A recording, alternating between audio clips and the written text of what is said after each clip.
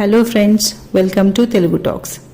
తెలిసి తెలియని వయసులో కొందరు మనసులో పుట్టే భావాలకు, ఆకర్షణకు ప్రేమ పేరు పెట్టి తప్పుదోవ పడుతూ ఉంటారు.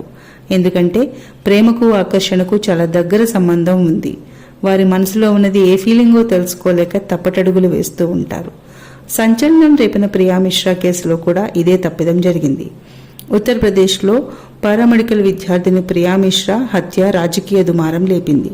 ప్రతిపక్ష నేతలు ఈ హత్యకు రాజకీయ రంగు పులిమారు. ఇదిలా ఉండగా 24 గంటల్లోనే యూపీ పోలీసులు ఈ కేసుని ఛేదించారు. పోలీసులు అందించిన సమాచారం మేరకు కుద్కోటకు చెందిన ప్రియా మిశ్రాకు అదే గ్రామానికి చెందిన మహేంద్రతో 4 సంవత్సరాల నుండి పరిచయం కాస్త ఆ ప్రేమ అక్రమ సంబంధానికి దారితీసింది. ఇక్కడ అక్రమ సంబంధమని ఎందుకు ఉపయోగిస్తున్నాను అంటే, తనకన్నా వయసులో 10 సంవత్సరాలు పెద్దవాడు, పెళ్ళై ఒక బాబు కూడా ఉన్నవాడితో ఫ్యూచర్ రిలేషన్షిప్ని అర్థం చేసుకోకుండా అతనితో సంబంధం పెట్టుకుంది కాబట్టి. గ్రామంలో ఉన్నప్పుడు అతనితో సంబంధం బాగానే నడిచింది.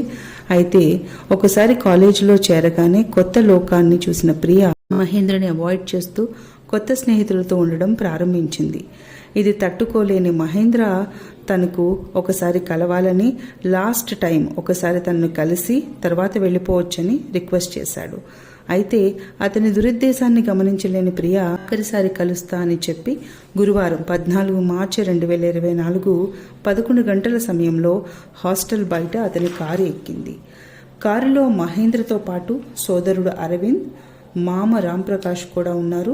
సుమారు 11-15 నిమిషాల ప్రాంతంలో కొత్త ఫ్రెండ్స్తో మాట్లాడవద్దని, మనం పెళ్లి చేసుకుందామని ఒప్పించడానికి ప్రయత్నించాడు. అయితే పెళ్లికి ససేమేరా అనడంతో కోపంతో కారు డాష్ బోర్డులో ఉంచిన స్క్రూ డ్రైవర్తో మెడ మీద పొడిచాడు. నొప్పికి తాళలేక రక్తస్రావం అవుతూ ఉంటే తట్టుకోలేక ప్రియను ఫరూకాబాద్ ఒటావా కెనాల్ సమీపంలో ఉన్న ప్రైవేట్ హాస్పిటల్కు తీసుకువెళ్లాడు. ప్రియ పరిస్థితి విషమంగా ఉండడంతో అక్కడ నర్సింగ్ సిబ్బంది ఆమెను కాపాడలేక దగ్గరలో వైద్య కళాశాలకు తరలించారు. కాన్పూర్ ఆగ్రా హైవే వైపు తీసుకెళ్తుండగా సుమారు 12 గంటల ప్రాంతంలో తుది శ్వాస విడిచింది.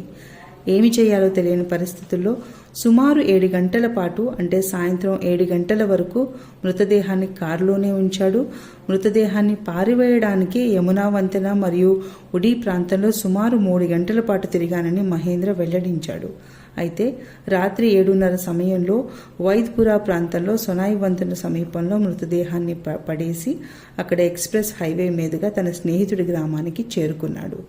పోలీసులు మహేంద్రని, అతని మామ రాంప్రకాష్ను అరెస్ట్ చేశారు. తనకు చంపే ఉద్దేశం లేదని, తనని అవాయిడ్ చేస్తుందని, తట్టుకోలేకని స్క్రూ డ్రైవర్తో పొడిచానని మహేంద్ర తెలియజేశారు.